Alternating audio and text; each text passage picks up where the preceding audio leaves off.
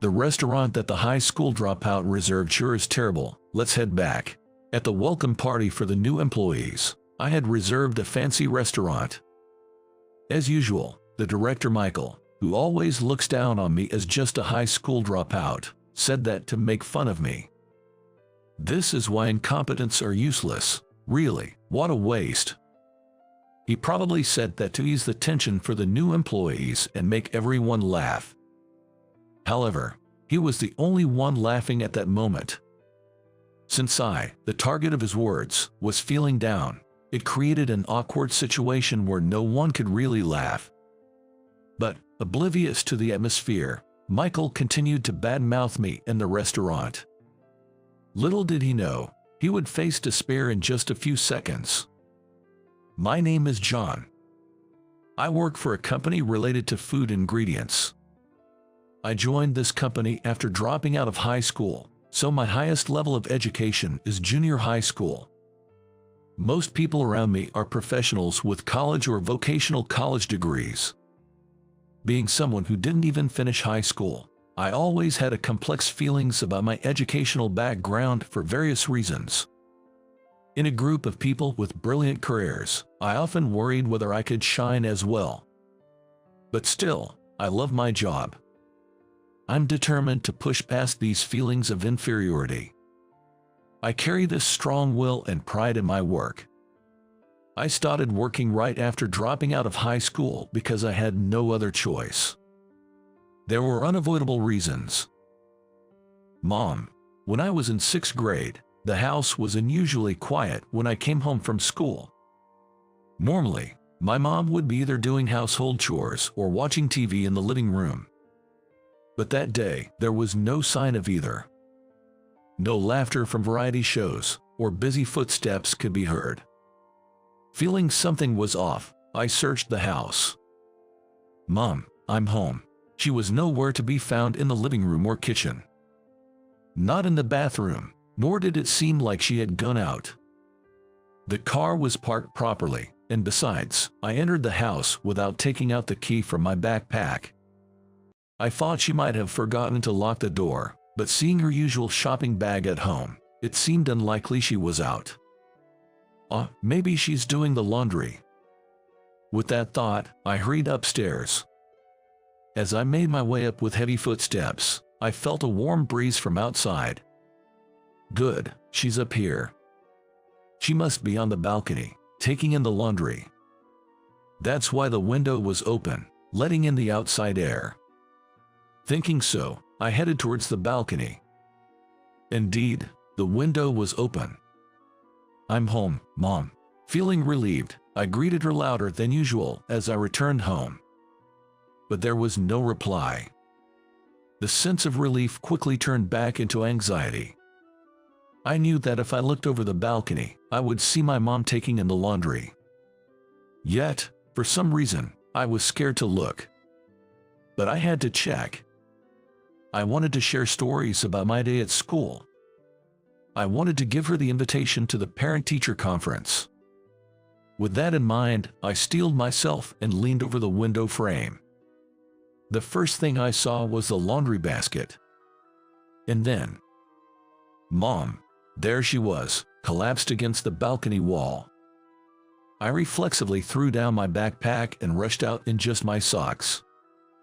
She always scolds me, "Wear your sandals outside," but that was the last thing on my mind now. Mom, Mom, I called out to her several times, but still, there was no response. She seemed to have a wound on the back of her head, perhaps from falling. What should I do? What should I do? To make things worse, there was no one else at home. My dad was at work. My 2nd grade sister, Emily, had said she was going out with friends and their parents. And my kindergarten-aged brother, Sam, was at an overnight daycare. I was in such a panic that all I could do was shout, "What's going on, John?" But my shouting had an effect. I made such a scene that the neighbor from the house next door spoke to me from their balcony. "Mrs. Wilson, Mom has collapsed." "What? Call an ambulance." I reported the situation to her, half crying, and she rushed in with a pale face. That day, I never got a moment of peace. It seems she contacted my dad's workplace from the hospital where my mom was admitted. My dad left work early and rushed to the hospital, while Mrs. Wilson stayed with me. I stayed home to wait for Emily's return. I tried to do my homework, but I couldn't concentrate on anything. I attempted to distract myself with video games, but I couldn't focus at all. I had no appetite, and I couldn't sleep even after lying in bed. Emily, tired from playing, had already fallen asleep. I just watched her innocent sleeping face. As I spent my time like this, the doorbell rang. It was past 11 p.m. Yes, it's me, John. Standing at the front door was Mrs. Wilson, the neighbor. She's usually all smiles, but not today. I couldn't see her face clearly in the dark, but she avoided eye contact the whole time. "How's Mom? Is she staying in the hospital?" "John, listen carefully." As she spoke, it started to drizzle outside. As Mrs. Wilson hesitated to speak, the rain began to fall harder. Soon, the droplets were pounding on the asphalt, but all I could hear was my own heartbeat. "Your mom, she passed away at the hospital." I couldn't comprehend what she was saying. No, that's not right. I didn't want to understand. My mom, who was laughing and lively just yesterday. The same mom who was always nagging me about doing homework and taking a bath. She would no longer say anything to me. I couldn't accept this reality. A year has passed. Attending junior high school, I started doing the household chores in place of my mom. Taking care of Emily and Sam was quite a task. Dad helped when he could, but there's only so much he could do after working late. "Thank you, Mrs. Smith. Goodbye," the class representative said that, and the homeroom period ended. While my classmates headed to their various clubs, I quickly packed my bag to head home. Normally, club participation is mandatory, but I was given special permission not to attend. Looking back, I'm grateful to have attended a school that understood my family situation and related issues. Man, my bag is heavy on the way home. I shop for dinner almost every day on my way back from school. I try to keep my load light, but somehow, I ended up with more stuff today. And of all days, it's the day I need to buy vegetables. Maybe I should go home first. I can't miss the vegetable sale today. I can do this. I've managed this same pattern before. If I rush home, I should just make it in time. And that's pretty much how my junior high school life goes. Hurriedly returning home from school, cleaning, doing laundry, shopping, and preparing meals. I spend most of my time on these chores. Mrs. Wilson, who knows our situation, picks up Sam from kindergarten since I couldn't make it in time. He stays with her until either Emily or I return from school. He must be a handful, but I can only be thankful to Mrs. Wilson for doing this. Well, dinner prep is done. The younger two finish their dinner and bath first. Then, I do the laundry, which has become our usual routine. I used to clean at this time too. I'll clean when I get back from school. Emily offered to do it, so I let her. I was a bit worried at first, but it turned out to be an unnecessary concern. Maybe she paid close attention to how Mom and I did it. Emily does such a good job, there's nothing to complain about. Now I need to eat and study until Dad gets home. As tests approach, the amount of homework increases. Sometimes it takes until midnight, but I don't want to use my family responsibilities as an excuse. I try to manage my time efficiently, regularly reviewing my studies. Well, thanks to this, I often can keep up with my friends' conversations. As tough as these days are, I've found a few small joys in my life. Wow, I can't believe how much it shrinks after cooking. It's about cooking. I'm fascinated by how vegetables, meat, and fish bought from the supermarket transform into delicious food. More precisely, what I enjoy is the transformation of ingredients. When you heat a pile of vegetables, their volume decreases significantly. Firm fish becomes flaky and tender when you boil or grill it. The flavors and final presentation change depending on the types and amounts of seasonings used. This magical transformation is fascinating to me. I'm not particularly skilled at cooking itself. I've always been clumsy with my hands, so I knew it wasn't my forte. Maybe I'll work in the food industry in the future. That's what I vaguely thought at that time. When I became a high school sophomore, life got a bit easier. Emily and Sam grew up and started helping out with household chores. I still didn't join any clubs, but the rush of junior high school days has lessened. However, another nightmare struck our family. A call came from the hospital to our home. Dad. When summoned to the hospital, I saw Dad lying in bed. Apparently, he had collapsed suddenly at work. I'm sorry, John. Dad was always energetic, but at that moment, he weakly apologized to me. According to the doctor, it was the result of accumulated fatigue exploding. Since Mom's passing, Dad had been working late every day. Although he survived, it seemed impossible for him to work as hard as before.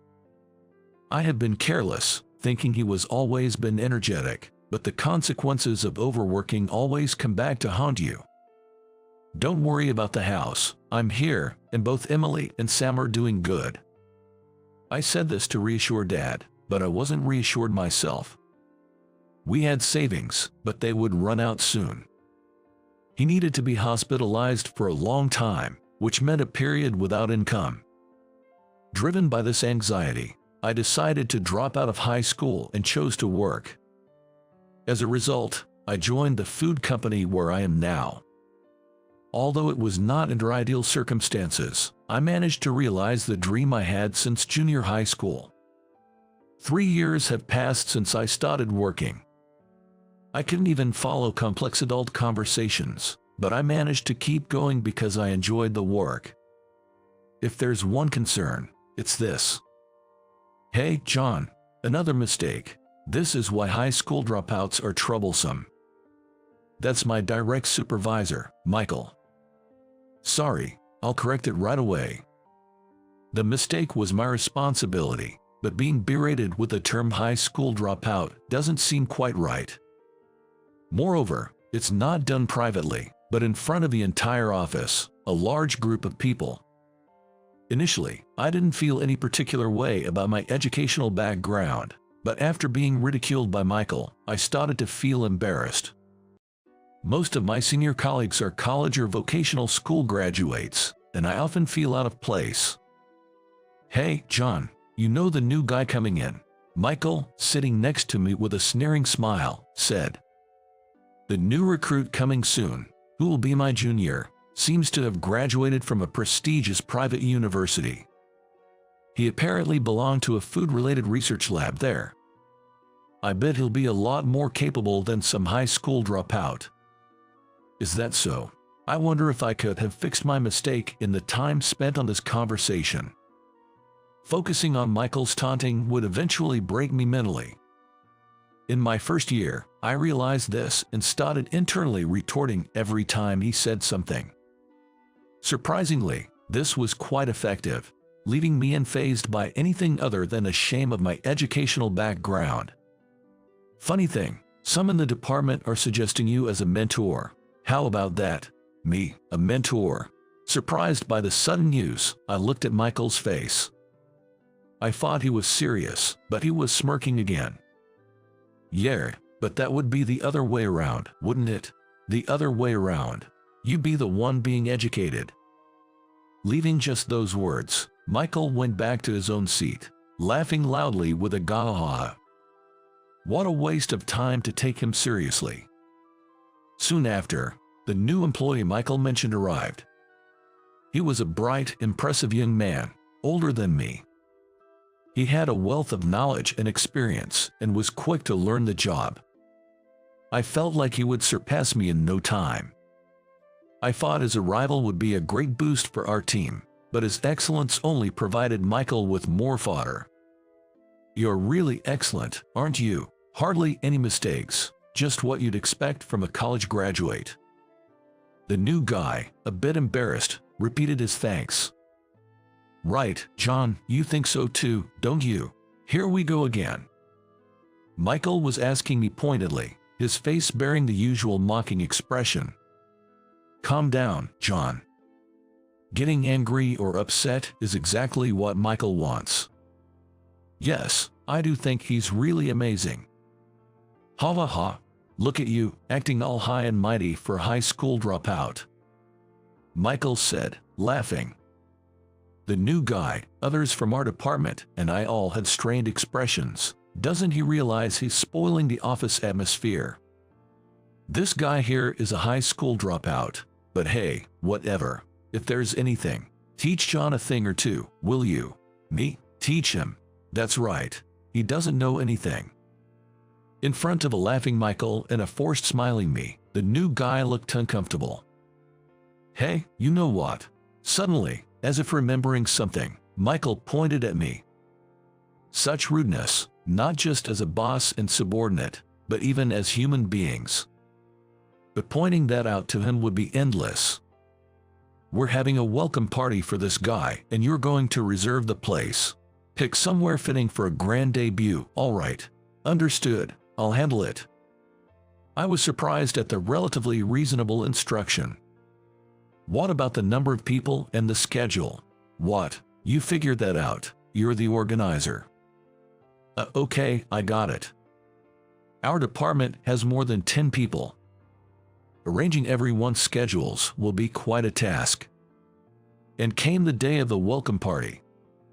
Having managed to coordinate the schedules, I reserved a high-end restaurant in downtown. Since Michael insisted on you decide regarding the budget, I chose an expensive place. It's probably going to be covered by expenses anyway. Everyone gathered at the agreed time, so I, having made the reservation, led the way in.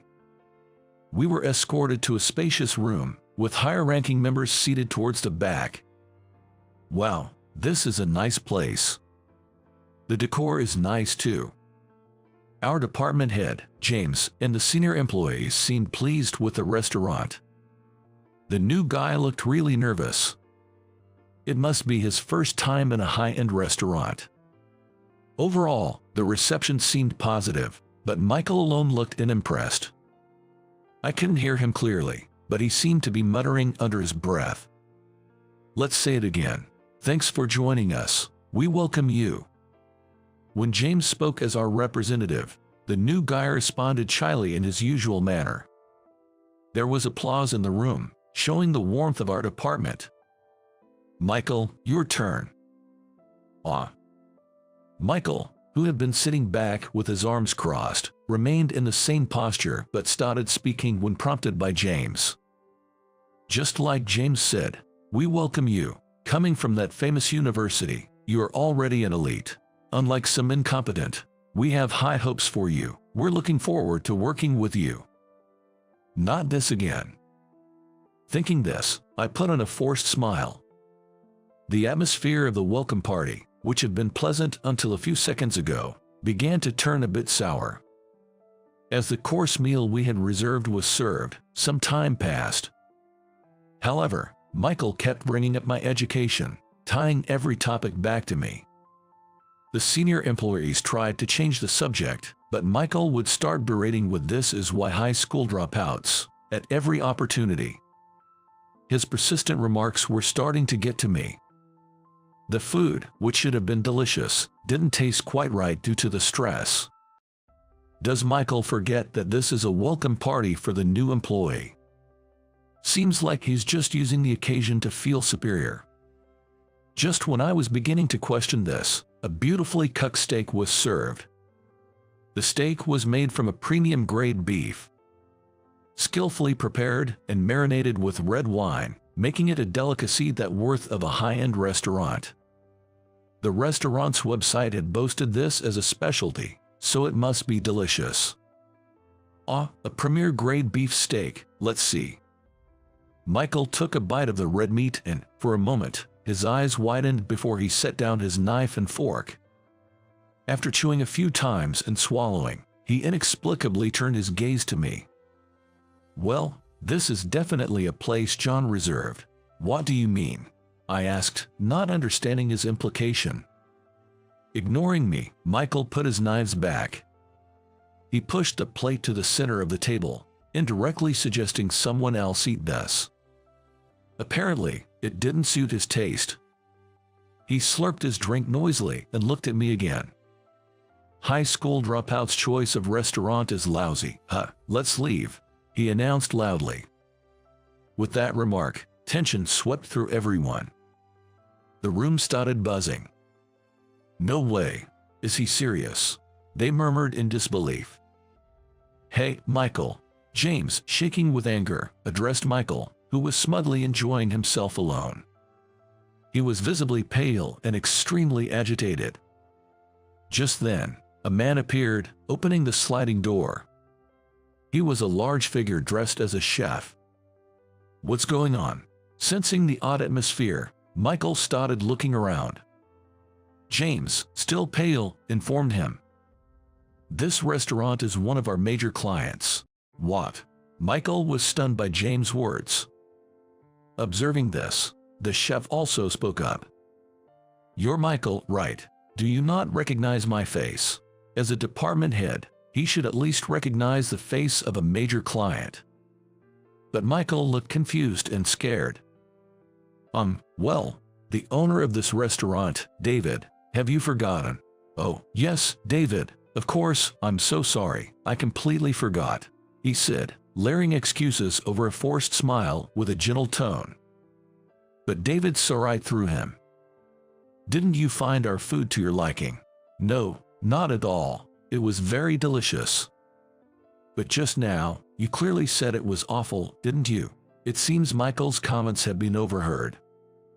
Michael's forehead was covered in sweat, clearly hit where it hurt by David's words. Michael still tried to make excuses. It was just a joke. Just playing with my subordinate. Right, John." He turned to me with the biggest smile I've ever seen, seeking help.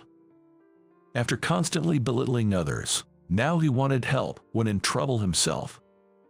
I couldn't help but feel the urge to vent all the frustration I had accumulated up to that point.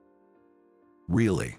To me, it seemed like you genuinely found it awful," I said, and Michael frowned. He thought he was jumping onto a lifeboat, but it turned out to be a sinking ship. He shot me a look that said, "You'll pay for this later," but at this point, I didn't care. Come on, John. This isn't the time for jokes." "Enough already," David shouted loudly at Michael, who kept repeating his pathetic excuses. The sheer force from the large chef made everyone in the room visibly flinch. "Do you understand why I shouted at you, Michael? It's because I said the food was awful." Michael's demeanor was like that of a child being scolded by his father. I couldn't help but feel a laugh bubbling up inside. I know it's not the time to laugh, but I couldn't help it. "No, that's not it." David shook his head in denial at Michael's dejected muttering. Looking straight at Michael, he continued.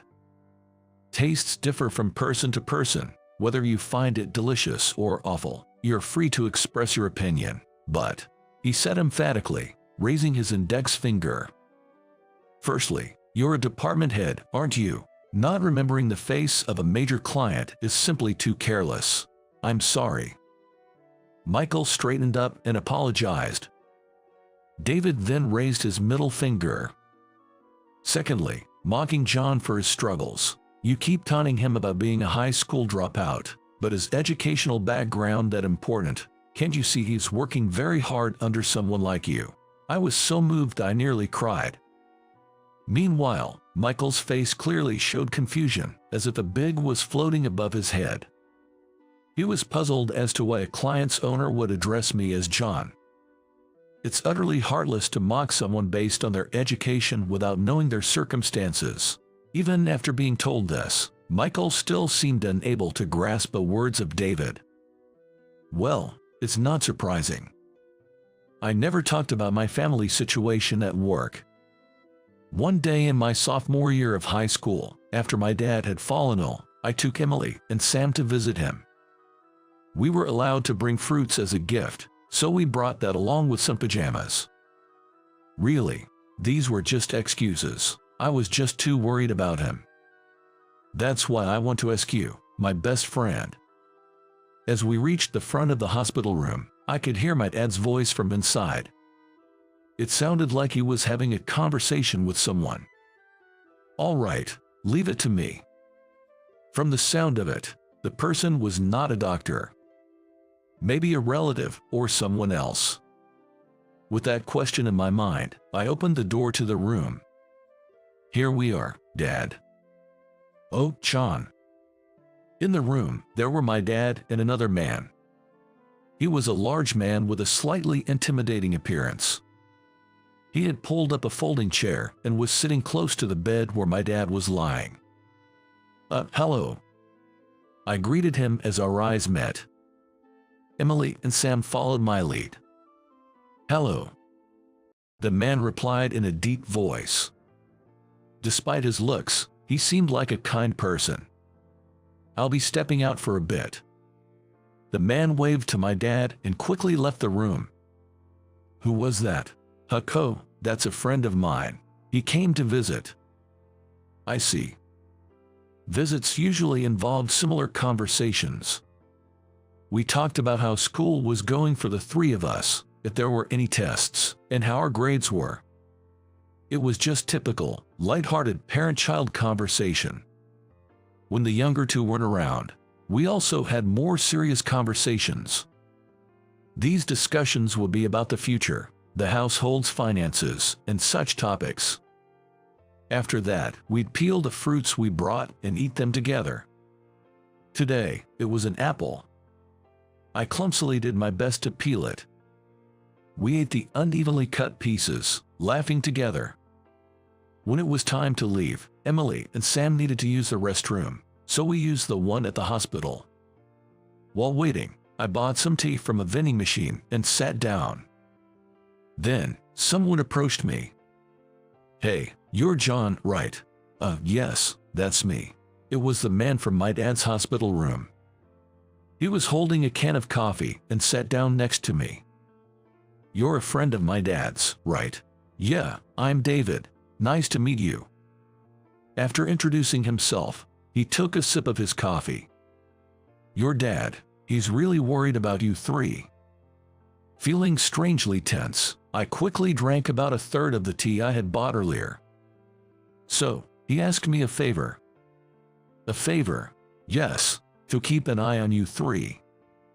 He said it was not about the money, but just to watch over us three. To be someone we could talk to if something came up. I was told that he had requested just that. Learning that my dad had made these arrangements without my knowledge, I couldn't hold back my tears. By the way, John, do you have any dreams for the future? A dream? Well, it's vague, but I've been thinking about doing something related to food ingredients. Food ingredients, huh? Hearing my reply, David started to ponder, resting his chin on his hand. After a few seconds of him, he turned his gaze back to me. I run a restaurant. Through my connections, I might be able to introduce you to a company related to food ingredients. Really, I couldn't help but feel excited, and I started consulting with David about various things. I shared about the struggles I had faced, the hardships of my life, and the joys I had discovered amidst it all. I also mentioned my thoughts about dropping out of high school and getting a job, motivated by my desire for my sister and brother to live without hardship. Gradually, I became friendlier with David. Eventually, I got a job at the food company he introduced me to. It was the same company I work for now. The reason I could make a last-minute reservation at this highly sought-after restaurant was twofold. I was acquainted with David, the owner, and he was a business partner. Faced with these facts from David, Michael could only stare blankly. After a moment of silence, he finally spoke, his eyes filled with tears and his voice trembling. "But still, John, being a high school dropout, must have many things he doesn't know. So you curse him with foul language. Is that what a supervisor should do?" "True, I often feel the lack of knowledge compared to others. There's naturally a gap between someone who dropped out of high school and someone who went to college and did research. Knowing this, I've always tried to absorb everything I'm taught. I believe I'm not behind college graduates in terms of effort. But enough, please leave. Sitting at the head of the table and mocking your subordinates, just to bask in your sense of superiority. I've seen enough." Unable to bear David's intense gaze, Michael quickly gathered his things and left the room, almost fleeing. No one tried to stop him. "Sorry, this was supposed to be a welcome party, wasn't it? I apologize for spoiling it." David, now calm, apologized to the remaining people. No, please, don't worry about it," James responded in the awkward atmosphere. "We finished the food we had reserved, and the welcome party came to an end. David didn't say he would stop doing business with us. Just say hello to Michael for me." That was all he said as we left. I was glad things ended smoothly, but I couldn't feel entirely relieved. This whole situation had been caused by my personal circumstances. I left for home, feeling somewhat unsettled. As a side story, the incident was reported to President Johnson. Michael was apparently ordered to stay at home for about a month. With Michael gone, my feelings of inferiority about my education were relieved. I wish things had turned out well, but unfortunately, that wasn't the case. Weeks have passed, and the incident at the restaurant still lingers in my mind. I was protected by David, but I didn't actually do anything myself. This isn't good. I was overwhelmed by an indescribable sense of unease. While harboring these anxieties, a few weeks later, I received a phone call before the start of the workday. In the office, it was just me, the new guy Ryan, and Michael, who had returned. "Ryan, try answering it." "Okay." Michael, a bit subdued since that day, prompted Ryan to answer the phone. Though quieter, it's not like Michael had a change of heart about me. He's not harsh, but he seems a bit cold. "Yes, good morning. Yes. Oh, are you okay?" I could only hear Ryan's side of the conversation, but it sounded ominous. "Understood. I'll let Michael know. Please take it easy." After hanging up, Ryan approached Michael with a solemn expression. Apparently, one of the senior employees had the flu and was calling in sick. "Ah, got it. Just great. Right at the end of the month. I thought it was pointless to complain about it when the phone rang again." Ryan answered again. And during that call, another one came in. A familiar number. It was from a senior colleague's cell phone. "Good morning. This is John." "Hey, John, good morning. Sorry, but I've got the flu. Can you tell Michael I'm taking the day off? He, too, was calling in sick. The flu is going around lately, but I didn't expect so many people to catch it all of a sudden." "Understood. Please take care." I hung up and looked at Michael, just as Ryan was telling him about the second call. Another one. Okay, and John, it's the flu for him as well. The news has been saying it's especially spreading in schools. People with kids are particularly susceptible. In the time before the workday started, more calls came in. James and other seniors, all down with the flu. Only Michael, a few seniors, myself, and Ryan were left unaffected. What are we going to do? This was a bad situation. As Michael grumbled, it was indeed the busiest week of the month. We had more work than usual. This was going to be a tough day. End of month meant deadlines for submitting reports. There were materials to be sent out to clients requested by the sales department, so those needed to be prioritized. Although most of the materials were nearly complete, covering for everyone who was absent meant a huge workload. John, go to the records room with Ryan and get these documents, and fast. Right away. I looked at the messy handwritten note with about 10 document names on it. They were all relatively recent, so it shouldn't be too hard to find them. I'll hand you the documents I find. Can you put them in this basket? Understood. Ideally, I should teach Ryan where and how the documents are sorted and stored. But today we were in a race against time, so I decided to teach him later. I quickly returned to the office with the documents for Michael. You're slow. This is why we can't rely on high school dropouts. Sorry. I was berated as usual, but Michael's expression was serious. Not his usual mocking self. I could tell he didn't have the luxury to tease. We were all pressed for time. It was past midday. It wasn't just about creating documents for clients. They needed to be approved by a supervisor, in this case, Michael, before being handed over to the sales team. That's the protocol in our office. Michael, I've sent 4 documents for your review. He didn't respond. But our eyes met, so I assumed it was okay. John. Joe, what's up? While I was working on the 5th document, Ryan approached me. He turned his laptop screen towards me. What should I do in this case? For this, you do it like this. I wished I could teach him more thoroughly from the ground up. But again, we didn't have the time. I quickly provided a solution and returned to my work. I see, thank you. Feeling relieved that the issue was resolved, I noticed Michael staring intensely at me. Michael, something wrong? No, nothing. Keep working. Don't waste time talking. Despite his stare, I mentally grumbled and resumed my work. By evening, I had become more accustomed to the hurried pace of preparing documents. It seemed manageable. But then, one of the seniors stopped working and seemed troubled. Are you okay? I might be in trouble. He said he was feeling feverish, nauseous, and had aches all over his body. Not being a doctor, I couldn't make any irresponsible statements, but judging from the situation, it seemed like the flu. After consulting with Michael, we concluded it was better for him to go home rather than risk spreading the infection. Sorry for leaving at a time like this. I'll take better care of my health.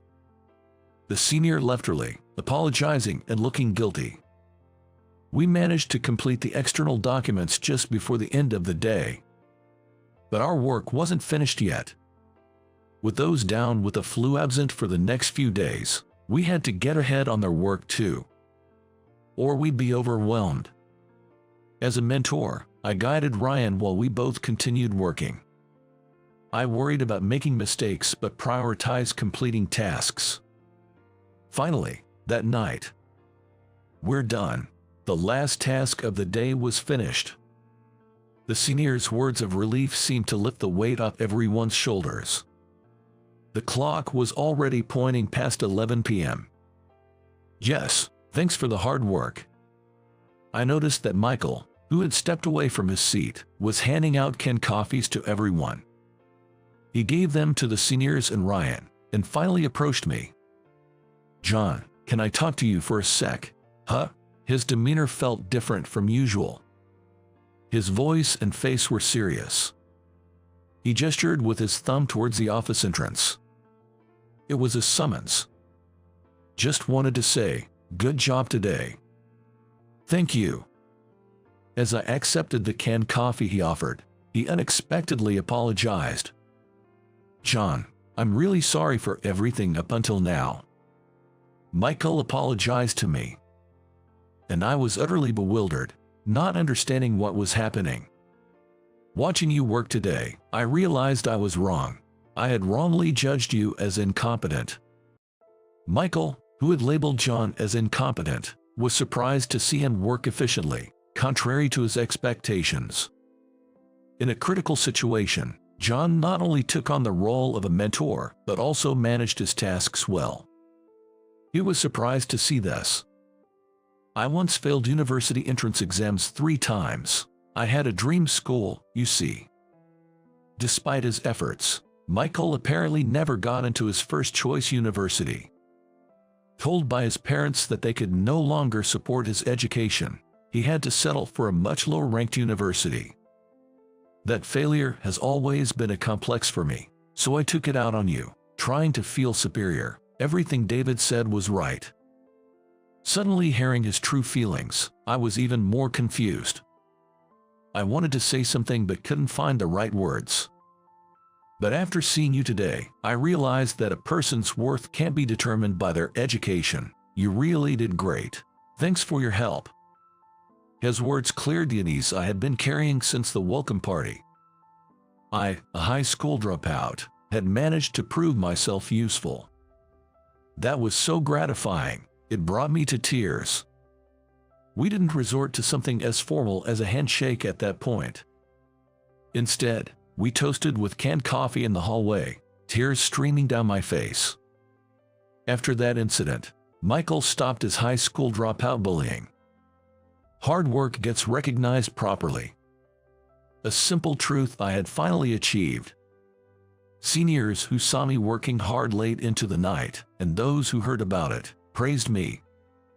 The atmosphere in the office improved, allowing me to work more freely and comfortably. I finally began to truly enjoy my job, which I started because of my love for food ingredients. One day, I took Emily and Sam to the cemetery where our mom rests. We cleaned her gravestone, set some flowers and incense, and paid our respects. After a few seconds, I opened my eyes. "Mom, I've got some good news." I briefly shared recent updates and then stepped back. I brought Emily and Sam forward so they were clearly visible to our mom. "Look, they've grown so much. It hadn't even been a year since our last visit, but kids grow up so fast.